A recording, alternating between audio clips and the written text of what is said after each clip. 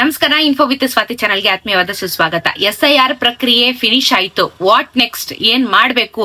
BLOಗಳನ್ನ contact ಮಾಡಿದೀರಾ, ಮತ್ತೊಮ್ಮೆ ಎಲ್ಲ ಕರೆಕ್ಷನ್ಸ್ ಗಳನ್ನ ಮಾಡಿಸಿದೀರಾ, ಎಲ್ಲ ಅವರು ವೆಬ್ಸೈಟ್ ಗೆ ಅಪ್ಲೋಡ್ ಮಾಡಿದ್ದಾರೆ. ಮುಂದೆ ಏನಾಯ್ತು ಅದ್ರ ಬಗ್ಗೆ ಈ ವಿಚಾರನ ಈ ವಿಡಿಯೋದಲ್ಲಿ ಮಾತಾಡೋಣ. ಅಂಡ್ ನೀವೇನಾದ್ರೂ ಡಾಕ್ಯುಮೆಂಟ್ಸ್ ನ ಕರೆಕ್ಟ್ ಆಗಿ ಸಬ್ಮಿಟ್ ಮಾಡಿಲ್ಲ ಅಂತ ಅಂದ್ರೆ ಕೋರ್ಟಿಗೆ ಹೋಗ್ಬೇಕಾಗಿರುವಂತ ಸಂದರ್ಭ ಕೂಡ ಬಂದಿದೆ. ಇದು ತುಂಬಾ ಸೀರಿಯಸ್ ಆಗಿರುವಂತ ವಿಚಾರ. ಯಾವ ಒಂದು ಉದ್ದೇಶದಿಂದ ಯಾವ ತರ ಇವಾಗ ಕ್ಯಾನ್ಸಲೇಷನ್ ಮಾಡಿದ್ದಾರೆ, ಯಾರ್ಯಾರಿಗೆ ನೋಟಿಸ್ಗಳು ಬರ್ತಾ ಇದೆ, ಈ ನೋಟಿಸ್ ಬಂದ್ರೆ ನಾವೇನ್ ಮಾಡ್ಬೇಕು, ಎಲ್ಲಿಗೆ ಹೋಗ್ಬೇಕು, ಪ್ರತಿಯೊಂದು ಈ ವಿಡಿಯೋದಲ್ಲಿ ತಿಳಿಸ್ಕೊಡ್ತಾ ಹೋಗ್ತೀನಿ. ಕಂಪ್ಲೀಟ್ ಆಗಿ ವಿಡಿಯೋನ ವಾಚ್ ಮಾಡಿ, ಹಾಗೆ ಚಾನಲ್ ನ ಸಬ್ಸ್ಕ್ರೈಬ್ ಮಾಡ್ಕೊಳ್ಳಿ. ವೋಟರ್ ಐಡಿ ಅಥವಾ ಸೆನ್ಸಸ್ ಅಂತ ಏನು ಒಂದು ವೆರಿಫಿಕೇಶನ್ ಪ್ರೋಸೆಸ್ ಕಳೆದ ತಿಂಗಳು ಪೂರ್ತಿಯಾಗಿ ನಡೀತು, ಅದು ಇಲ್ಲಿಗೆ ಮುಕ್ತಾಯ ಆಗೋಗಿದೆ. ಆಲ್ರೆಡಿ ಮುಕ್ತಾಯ ತುಂಬಾ ದಿನ ಆಯ್ತು. ಅಂಡ್ BLOಗಳು ಅದನ್ನ ವೆಬ್ಸೈಟ್ ಗೆ ಅಪ್ಲೋಡ್ ಮಾಡೋದಕ್ಕೂ ಅವ್ರಿಗೂ ಸರ್ಟನ್ ಟೈಮ್ ನ ಕೊಟ್ಟಿದ್ರು. ಸೊ ಆ ಟೈಮ್ ಅಲ್ಲಿ ಅವರು ಕೂಡ ಫಿನಿಶ್ ಮಾಡಿದ್ದಾರೆ. ಇವಾಗ 1.4 ಕೋಟಿ ಜನರ ಈ ಒಂದು ವೋಟರ್ ಐಡಿನ ಕ್ಯಾನ್ಸಲೇಷನ್ ಮಾಡಿದ್ದಾರೆ. ಸುಮಾರು 5.5 ಕೋಟಿ ಏನು ಜನಸಂಖ್ಯೆ ಇದ್ರು ಅಂದ್ರೆ 2019 ಸೆನ್ಸಸ್ ನ ತಗೊಂಡು ಇವಾಗ ಅವ್ರು ಹೇಳಿದಂತದ್ದು. ಇವಾಗ ಈ ಸೆನ್ಸಸ್ ಆದ್ಮೇಲೆ ಕರ್ನಾಟಕದಲ್ಲಿ ಎಷ್ಟು ಜನ ಇದ್ದಾರೆ ಅಂತ ಹೇಳಿ ಗೊತ್ತಾಗುವಂತದ್ದು. ಅದು ಹಳೆ ಸೆನ್ಸಸ್ ನಂಬರ್ಸ್. ಸೊ ಅಷ್ಟು ಜನಕ್ಕೆ ನಾವು ಎನ್ಯುಮರೇಷನ್ ಫಾರಮ್ಸ್ ನ ಮನೆಗೆ ಬಂದು ಹಂಚಿಕೆ ಮಾಡಿದ್ವಿ, ಅದನ್ನ ಫಿಲ್ ಮಾಡಿ ಕೊಡ್ಬೇಕು ಅಂತ ಹೇಳಿ ಕೂಡ ಆದೇಶ ಮಾಡಿದ್ರು. ಆದ್ರೆ ಇಲ್ಲಿ 1.8 ಕೋಟಿ ಜನರ ಒಂದು ವೋಟರ್ ಐಡಿನ ಕ್ಯಾನ್ಸಲೇಷನ್ ಮಾಡಿದ್ದಾರೆ. ಯಾವ ಆಧಾರದ ಮೇಲೆ? ಅಡ್ರೆಸ್ ಚೇಂಜ್ ಆಗಿದೆ ಅಥವಾ ತೀರ್ಕೊಂಡಿದ್ದಾರೆ, ಅವರು ಬೇರೆ ಸ್ಟೇಟ್ ಅವ್ರು ಇಲ್ಲಿ ಬಂದು ವಾಸ ಆಗಿದ್ದಾರೆ, ಅವ್ರಿಗೆ ವೋಟರ್ ಐಡಿನೇ ಇರಲ್ಲ, ಫೇಕ್ ಡಾಕ್ಯುಮೆಂಟ್ಸ್ ನ ಕೊಟ್ಟು ವೋಟರ್ ಐಡಿ ಮಾಡಿಸ್ಕೊಂಡಿರ್ತಾರೆ. ಈ ರೀತಿ ಎಲ್ಲಾನು ಲಿಸ್ಟ್ ಔಟ್ ಮಾಡ್ಬಿಟ್ಟು ಇವಾಗ ಇಷ್ಟು ಜನನ ತೆಗೆದು ಹಾಕಿದ್ದಾರೆ. ಹಾಗಾದ್ರೆ ಮುಂದೆ ಏನು? ಇವಾಗ ನೋಟಿಸ್ ಅಂತ ಕಳಿಸ್ತಾ ಇದಾರಲ್ಲ, ಈ ನೋಟಿಸು ಯಾರ್ಯಾರಿಗೆ ಬರ್ತಾ ಇದೆ? ಎಸ್, 46 ಲಕ್ಷ ಜನರಿಗೆ ನೋಟಿಸ್ ನ ಗವರ್ಮೆಂಟ್ ಇವಾಗ ಕೊಡ್ತಾ ಇದೆ. 46 ಲಕ್ಷ ಜನರಿಗೆ ಮನೆಗೆ ನೋಟಿಸ್ ಬರ್ತಾ ಇದೆ. ಇದು ಯಾವ ರೀತಿ ನೋಟಿಸು, ಇದರಲ್ಲಿ ಏನಿರುತ್ತೆ ಅಂತ ಕೇಳಿದ್ರೆ, ಫಾರ್ ಎಕ್ಸಾಂಪಲ್ ಇವಾಗ ಯಾವ ಒಂದು ಬೇಸಿಸ್ ಮೇಲೆ ಈ ನೋಟಿಸ್ ನ ಕಳಿಸ್ತಾ ಇದಾರೆ ಅಂತ ನೀವು ಕೇಳ್ಬಹುದು. ಇವಾಗ ನಾನು 2002 ಅಲ್ಲಿ ನಾನು ವೋಟ್ ಹಾಕಿರಲ್ಲ, ನಂಗೆ ವೋಟಿಂಗ್ ರೈಟ್ಸ್ ಇರೋದಿಲ್ಲ. ಸೊ ನಾನು ಈ ಒಂದು ಕಳೆದ 5 ವರ್ಷದಿಂದ ಏನ್ ಬಂದಿತ್ತು ಅದಕ್ಕೆ ನಾನು ವೋಟ್ ಹಾಕಿದ್ದೀನಿ.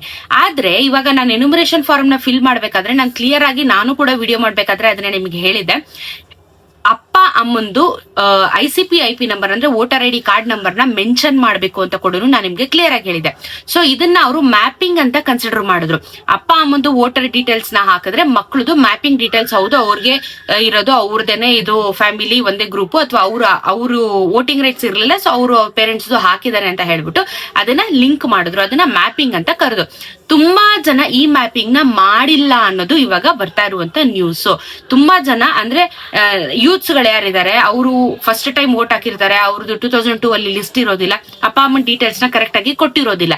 ಸೊ ಹಾಗಾಗಿ ಮ್ಯಾಪಿಂಗ್ ಆಗಿಲ್ಲ ಅನ್ನೋದು ಒಂದು ಮುಖ್ಯವಾದ ಕಾರಣ. ಎರಡನೇದು, ಲಾಸ್ಟ್ 2002 ಅಲ್ಲಿ ನೀವು ಎಲ್ಲೋ ಇರ್ತೀರಾ, ಇವಾಗ 2026 ಬಂದಿದೆ, ಬೇರೆ ಕಡೆ ಅಡ್ರೆಸ್ ಅಲ್ಲಿ ಚೇಂಜ್ ಆಗಿರ್ತೀರಾ, ಮತ್ತೆ ಈ ಒಂದು ಕ್ಷೇತ್ರ ಚೇಂಜ್ ಆಗಿರುತ್ತೆ. ಸೊ ಆ ಕ್ಷೇತ್ರ ಚೇಂಜ್ ಆಗಿದ್ರು ಕೂಡ ನಿಮ್ಗೆ ನೋಟಿಸ್ ಬರುವಂತ ಚಾನ್ಸಸ್ ಇದೆ. ಮತ್ತೆ ಏನಾದ್ರೂ ತಪ್ಪಾಗಿ ಸ್ಪೆಲ್ಲಿಂಗ್ ಮಿಸ್ಟೇಕ್ ಗಳು ಅಥವಾ ಹಳೆ ಡಾಕ್ಯುಮೆಂಟ್ಸ್ ಗೆ ಹೆಸರು, ಅಡ್ರೆಸ್, ಫೋನ್ ನಂಬರ್ ಗಳು ಮ್ಯಾಚ್ ಆಗ್ತಿಲ್ಲ ಅಂತಂದ್ರೂ ಅದನ್ನು ಕನ್ಸಿಡರ್ ಮಾಡ್ತಾ ಇದ್ದಾರೆ. ಸೊ ಬರೋಬ್ಬರಿ 46 ಲಕ್ಷ ಜನರಿಗೆ ಇವಾಗ ನೋಟಿಸ್ ನ ಕಳಿಸ್ತಾ ಇದ್ದಾರೆ. ಈ ನೋಟಿಸ್ ನಿಮ್ಮ ಮನೆಗೆ ಪೋಸ್ಟ್ ಮುಖಾಂತರ ಬರುತ್ತೆ. ಹಾಗಾದ್ರೆ ಈ ನೋಟಿಸ್ ಏನಪ್ಪಾ, ಏನ್ ಮಾಡ್ಬೇಕು, ನಾವೇನಾದ್ರೂ ಎಲ್ಲಾದ್ರೂ ಹೋಗ್ಬೇಕಾ ಅಂತಂದ್ರೆ ಹೌದು, ಹೋಗ್ಬೇಕಾಗತ್ತೆ.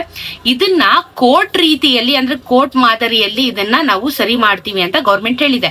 ಹಾಗಾದ್ರೆ ಇವಾಗ 46 ಲಕ್ಷ ಜನನು ಕೋರ್ಟ್ ಮುಂದೆ ಬಂದು ಡಾಕ್ಯುಮೆಂಟ್ಸ್ ನ ಸಬ್ಮಿಟ್ ಮಾಡ್ಬೇಕಾ ಅನ್ನೋದು ಒಂದು ಪ್ರಶ್ನೆ ಇದೆ. ಯಾಕಂದ್ರೆ ಬರೋಬ್ಬರಿ 12 ಡಾಕ್ಯುಮೆಂಟ್ಸ್ ಗಳನ್ನ ಕೇಳ್ತಾ ಇರುವಂತದ್ದು. SLC ಮಾಸ್ ಕಾರ್ಡು, ಅಡ್ರೆಸ್, ಇವಾಗಿರುವಂತ ಕರೆಂಟ್ ಅಡ್ರೆಸ್ ಪ್ರೂಫ್, ನಿಮ್ದು ಹಳೆ voter ID, Aadhaar card, passport ಎಲ್ಲಾನು ತೋರಿಸ್ಬೇಕಾಗತ್ತೆ ನೀವುಗಳು. ಸೊ ಈ 12 ಡಾಕ್ಯುಮೆಂಟೇಶನ್ಸ್ ಗಳನ್ನ ನೀವು ತೋರಿಸಿದ್ರೆ ಮಾತ್ರ ನಿಮ್ಮನ್ನ ವೋಟರ್ ಐಡಿ ಲಿಸ್ಟ್ ಗೆ ಕನ್ಸಿಡರ್ ನ ಮಾಡ್ತಾರೆ. ಈ ಪ್ರೊಸೀಜರು ಸಿಕ್ಕಾಪಟ್ಟೆ ಟೈಮ್ ತಗೊಳುತ್ತೆ, ಅಕ್ಟೋಬರ್ ವರೆಗೂ ಟೈಮ್ ತಗೊಳುತ್ತೆ. ಯಾಕಂದ್ರೆ 46 ಲಕ್ಷ ಜನರಿಗೆ ನೋಟಿಸ್ ಬರ್ತಾ ಇರುವಂತದ್ದು. ಇದನ್ನ ಸಾರ್ಟ್ ಔಟ್ ಮಾಡ್ಬೇಕು ಅಂದ್ರೆ ತುಂಬಾ ಟೈಮ್ ತಗೊಳುತ್ತೆ. ಸೊ ಇವಾಗ ಫಾರ್ ಎಕ್ಸಾಂಪಲ್ ಇವಾಗ ನಿಮಗೇನೋ 1ನೇ ತಾರೀಕಿಗೆ ಡೇಟ್ ಕೊಟ್ಟಿದ್ದಾರೆ, ನಾನು ಹೇಳ್ತಾ ಇರೋದು ನೆಕ್ಸ್ಟ್ ಸೆಪ್ಟೆಂಬರ್ 1ನೇ ತಾರೀಕಿಗೆ ಡೇಟ್ ಕೊಟ್ಟಿದ್ದಾರೆ ನಿಮ್ಮ ನೋಟಿಸ್ ನಲ್ಲಿ.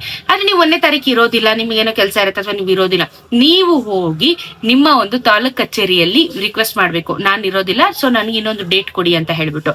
ಆ ತರ ಲಿಯಬಿಲಿಟೀಸ್ ನ ಕೊಟ್ಟಿದ್ದಾರೆ. ಇಫ್ ಇನ್ ಕೇಸ್ ಆ ಡೇಟ್ ಆಗಿಲ್ಲ ಅಂದ್ರೆ ಇನ್ನೊಂದು ಡೇಟಿಗೆ ಹೋಗ್ಬೋದು ಅಂದ್ರೆ ಎಸ್ ಹೋಗ್ಬೋದು, ಬಟ್ ರಿಕ್ವೆಸ್ಟ್ ನ ಮಾಡ್ಬೇಕಾಗತ್ತೆ. ರಿಕ್ವೆಸ್ಟ್ ಮಾಡಿ ನೀವು ಡಾಕ್ಯುಮೆಂಟೇಶನ್ಸ್ ಗಳನ್ನ ಕರೆಕ್ಟ್ ಆಗಿ ಸಬ್ಮಿಟ್ ಮಾಡಬೇಕು. ನಿಮ್ಮ ಒಂದು ಆದಾಯ ಪ್ರಮಾಣ ಪತ್ರ, ಜಾತಿ ಪ್ರಮಾಣ ಪತ್ರ, ನೀವು ರೆಸಿಡೆಂಟ್ ಅಡ್ರೆಸ್, ಇವಾಗ ಏನಿದ್ದೀರಾ ರೆಂಟ್ ಅಗ್ರಿಮೆಂಟ್, ಲೀಸ್ ಅಗ್ರಿಮೆಂಟ್, ನಿಮ್ಮ ಒಂದು ಗ್ಯಾಸ್ ಬಿಲ್ಲು, ನಿಮ್ಮ ಒಂದು ಪಾಸ್ಪೋರ್ಟ್ ಇದ್ರೆ ಅದನ್ನ ಸಬ್ಮಿಟ್ ಮಾಡ್ಬೋದು, ಪಾನ್ ಕಾರ್ಡ್ ಸಬ್ಮಿಟ್ ಮಾಡ್ಬೋದು. ಈ ರೀತಿ ಒಂದು 12 ಪಟ್ಟಿಗಳಲ್ಲಿ ಲಿಸ್ಟ್ ನ ಕೊಟ್ಟಿರೋದೆ. ಅದರಲ್ಲಿ ಯಾವ ಡಾಕ್ಯುಮೆಂಟ್ಸ್ ನಾದ್ರೂ ನೀವು ತೋರಿಸಬಹುದು. ಸೊ ಈ ಡಾಕ್ಯುಮೆಂಟ್ಸ್ ನ ತೋರಿಸಿದ್ರೆ ಮಾತ್ರ ನಿಮ್ಮ ಒಂದು ವೋಟರ್ ಐಡಿನ ಅವರು ಕನ್ಸಿಡರ್ ಮಾಡ್ತಾರೆ. ಸೊ 46 ಲಕ್ಷ ಜನರಿಗೆ ಇವಾಗ ನೋಟಿಸು ಬರ್ತಾ ಇದೆ. ಯಾರಿಗೆ ಬೇಕಾದ್ರೂ ಬರ್ಬೋದು. BLOಗಳಿಗೆ ನೀವು ಹೋಗಿ ಕಾಂಟ್ಯಾಕ್ಟ್ ಮಾಡ್ಬೇಕು, ಅವರು ನಿಮ್ಗೆ ಇದನ್ನ ಗೈಡ್ ಮಾಡ್ತಾರೆ. ಅಂಡ್ ಇದರ ಜೊತೆಗೆ ಅಪ್ರೂವ್ ಆಗಿರುವಂತದ್ದು, ಇವಾಗ ಯಾರ್ಯಾರು SIR ಫಾರಂ ನ ಫಿಲ್ ಮಾಡಿದ್ವಿ, ಯಾರ್ಯಾರೆಲ್ಲ ಅಪ್ರೂವ್ ಆಗಿದೆ, ಅಫಿಷಿಯಲ್ ವೆಬ್ಸೈಟ್ ಅಲ್ಲಿ ಇದನ್ನ ಲಾಂಚ್ ಮಾಡಿದ್ದಾರೆ. ಸೊ ನೀವು ವೆಬ್ಸೈಟ್ ಅಲ್ಲಿ ಹೋಗಿ ನಿಮ್ಮ ಹೆಸರು ಇದೆಯಾ ಅಂತ ಕ್ರಾಸ್ ಚೆಕ್ ಮಾಡ್ಕೋಬಹುದು. ನೋಟಿಸ್ ಬರಕ್ಕಿಂತ ಮುಂಚೆ ಒಂದ್ಸತಿ ಕ್ರಾಸ್ ಚೆಕ್ ಮಾಡ್ಕೊಳ್ಳಿ, ನಿಮ್ಮ ಹೆಸರು ಕರೆಕ್ಟ್ ಆಗಿದೆಯಾ, ಫಿಲ್ ಮಾಡಿದಾರಾ, ಅಥವಾ ವೆಬ್ಸೈಟ್ ಅಲ್ಲಿ ನಿಮ್ದು ಹೆಸರು ಏನಾದ್ರು ಅಪ್ಡೇಟ್ ಆಗಿದ್ರೆ ನಿಮ್ಗೇನು ಟೆನ್ಷನ್ ಇಲ್ಲ, ಎಲ್ಲೂ ಹೋಗೋ ಅವಶ್ಯಕತೆ ಇಲ್ಲ, ನಿಮ್ದು ಅಪ್ಡೇಟ್ ಆಗಿದೆ ಅಂತ ಹೇಳಿ ಕ್ಲಿಯರ್ ಆಗುತ್ತೆ. ಬಟ್ ಇಫ್ ಇನ್ ಕೇಸ್ ನಿಮ್ಮ ಹೆಸರು ಇಲ್ಲ ಅಂತಂದ್ರೆ ನಿಮ್ಗೆ ನೋಟಿಸ್ ಬರುವಂತ ಚಾನ್ಸಸ್ ಜಾಸ್ತಿ ಇದೆ. ಈ ನೋಟಿಸ್ ನ ನೀವು ಅಕ್ಸೆಪ್ಟ್ ಮಾಡಿ ಅದಕ್ಕೆ ಕರೆಕ್ಟ್ ಆಗಿರುವಂತ ವ್ಯಾಲಿಡ್ ಡಾಕ್ಯುಮೆಂಟ್ಸ್ ನ ನೀವು ಕೊಡ್ಬೇಕಾಗುತ್ತೆ. ಸೊ ಇಷ್ಟು ವಿಚಾರ ಇದೆ. ಯಾವ ಒಂದು ವೆಬ್ಸೈಟ್ ಅಲ್ಲಿ ನಿಮಗೆ ಈ ಒಂದು ಪಟ್ಟಿ ಸಿಗುತ್ತೆ ಅಂದ್ರೆ ceo.karnataka.gov.in ಆಯ್ತಾ. CEO ಕರ್ನಾಟಕ ನೀವು ಅಫಿಷಿಯಲ್ ಸೆಂಟ್ರಲ್ ಗವರ್ಮೆಂಟ್ ನೋಡಕ್ ಹೋಗ್ಬೇಡಿ ವೆಬ್ಸೈಟ್, ಇದು ನೀವು ಸ್ಟೇಟ್ ಗವರ್ಮೆಂಟ್ ನೋಡ್ಬೇಕು. CEO ಕರ್ನಾಟಕ ಅಂತ ಓದಿದ್ರೆ ನಿಮಗೆ ಬಂದ್ಬಿಡುತ್ತೆ. ಅಲ್ಲಿ ನಿಮ್ಗೆ ಲೇಟೆಸ್ಟ್ ಆಗಿ ರಿಲೀಸ್ ಮಾಡಿರುವಂತ ಇದನ್ನ ನಿಮಗೆ ಲಿಸ್ಟ್ ನ ತೋರಿಸ್ತಾ ಇರುತ್ತೆ. ಸೊ ನಿಮ್ಮ ಒಂದು ಕ್ಷೇತ್ರನ ನೀವು ಸೆಲೆಕ್ಟ್ ಮಾಡ್ಕೊಂಡು ಕ್ರಾಸ್ ಚೆಕ್ ನ ಮಾಡ್ಕೋಬಹುದು. ಇಲ್ಲ ಅಂತಂದ್ರೆ ನಿಮಗೆ ನೋಟಿಸ್ ಬರುತ್ತೆ. ನೋಟಿಸ್ ಡಿಸ್ಟ್ರಿಬ್ಯೂಷನ್ ಆಗಕ್ಕೆ ಟೈಮ್ ತಗೊಳುತ್ತೆ. ನೋಟಿಸ್ ಬಂದಾಗ ನೀವು ಅದಕ್ಕೆ ಉತ್ತರನ ಕೊಡ್ಬೇಕಾಗತ್ತೆ. ಸೊ ಈ 12 ಡಾಕ್ಯುಮೆಂಟ್ಸ್ ಗಳನ್ನ ನೀವು ಕೊಟ್ಟು ಇದನ್ನ ಸರಿಪಡಿಸ್ಕೋಬೇಕಾಗತ್ತೆ. ಸೊ ನೋಡಿ, ನಾನು 12 ಡಾಕ್ಯುಮೆಂಟ್ಗಳು ನಿಮಗೆ ಯಾವ್ದು ಅಂತ ಒಂದು ಸತಿ ಹೇಳ್ಬಿಡ್ತೀನಿ ನಿಮಗೆ. ಯಾವುದೇ ಕೇಂದ್ರ ರಾಜ್ಯ ಸರ್ಕಾರದ ನೌಕರಿ ಅಥವಾ ಪೆನ್ಷನಿದಾರರು ನೀಡುವ ಗುರುತಿನ ಚೀಟಿ, ಅಥವಾ ನೀವು ಪೆನ್ಷನ್ ಏನಾದ್ರು ತಗೊಂತಿದೀನಿ ಅಂತ ಅಂದ್ರೆ ಅದರದ್ದು ಡಾಕ್ಯುಮೆಂಟ್ಸ್ ನ ಕೊಡ್ಬೋದು, ಸರಿನಾ. ಆಮೇಲೆ ಭಾರತದಲ್ಲಿ 1987ಕ್ಕಿಂತ ಮುಂಚೆ ಸರ್ಕಾರ ಇದು ಗುರುತಿನ ಚೀಟಿ ಅಂದ್ರೆ ನೀವು 1987ಗಿಂತ ಮುಂಚೆಯಿಂದಾನೆ ನಾವ್ ಇದೀವಿ ಅಂತ ಹೇಳಿ ನೀವು ಪ್ರೂವ್ ಮಾಡ್ಕೊಳಕ್ಕೆ ಅಲ್ಲಿ ಏನಾದ್ರು ಡಾಕ್ಯುಮೆಂಟ್ಸ್ ಅಂದ್ರೆ ಇದು ತುಂಬಾ ಹಳೆಯ ತಲೆಗಳಿರ್ತಾರಲ್ಲ ಅಂತವ್ರಿಗೆ ಅದು ಬಿಡಿ, ಅದು ಆಗಲ್ಲ, ವರ್ಕೌಟ್ ಆಗಲ್ಲ. ಅದೆಲ್ಲ ಇವಾಗ ಎಲ್ಲಿಂದ ಹುಡ್ಕನ ಡಾಕ್ಯುಮೆಂಟ್ಸ್ ನ. ಆಮೇಲೆ ನಿಮಗೆ ಜನನ ಪ್ರಮಾಣ ಪತ್ರ ಕೇಳ್ತಾ ಇದ್ದಾರೆ. ನಿಮ್ಮ ಒಂದು ಬರ್ತ್ ಸರ್ಟಿಫಿಕೇಟ್ ನ ಕೊಡಬಹುದು, ಪಾಸ್ಪೋರ್ಟ್ ನ ಕೊಡಬಹುದು, ಮಾನ್ಯತೆ ಪಡೆದ ಮಂಡಳಿ, ವಿಶ್ವವಿದ್ಯಾಲಯ, ಅದೇ SSLC ಅಥವಾ ನೀವು ಡಿಗ್ರಿ ಓದಿದೀನಿ, ಡಿಪ್ಲೊಮಾ ಓದಿದೀನಿ ಅಂತಂದ್ರೆ ಅದು ಡಾಕ್ಯುಮೆಂಟ್ಸ್ ಸರ್ಟಿಫಿಕೇಟ್ ನ ಕೊಡಬಹುದು. ಇದಾದ್ಮೇಲೆ ನೀವು ರಾಜ್ಯ ಕ್ಷಮಿಕ ಪ್ರಧಾನಿಗಳೇ ನೀಡಲಾದ ಖಾಯಂ ನಿವಾಸ ಪ್ರಮಾಣ ಪತ್ರ, ಅದೇ ರೆಂಟಲ್ ಅಗ್ರಿಮೆಂಟ್, ಲೀಸ್ ಅಗ್ರಿಮೆಂಟ್, ಇದನ್ನ ಕೊಡಬಹುದು ನೀವು. ಅರಣ್ಯ ಹಕ್ಕು ಪ್ರಮಾಣ ಪತ್ರ, ನೀವೇನಾದ್ರೂ ಫಾರೆಸ್ಟ್ ಅಲ್ಲಿ ಇದ್ದು ಡಿಪಾರ್ಟ್ಮೆಂಟ್ ಅಲ್ಲಿ ಕೆಲಸ ಮಾಡ್ತಾ ಇದ್ದೀರಾ ಅಂತಂದ್ರೆ ನೀವು ಡಾಕ್ಯುಮೆಂಟ್ಸ್ ಸಬ್ಮಿಟ್ ಮಾಡಬಹುದು. ಇದಾದ್ಮೇಲೆ BPL, APL ಯಾವ್ದಾದ್ರು ನಿಮ್ದು ರೇಷನ್ ಕಾರ್ಡ್ ಇದ್ರೆ ಅದನ್ನು ಸಬ್ಮಿಟ್ ಮಾಡಬಹುದು. ಆಮೇಲೆ ನಿಮ್ಮ ಒಂದು ಆಧಾರ್ ಕಾರ್ಡ್ ನ ನೀವು ಸಬ್ಮಿಟ್ ಮಾಡಬಹುದು.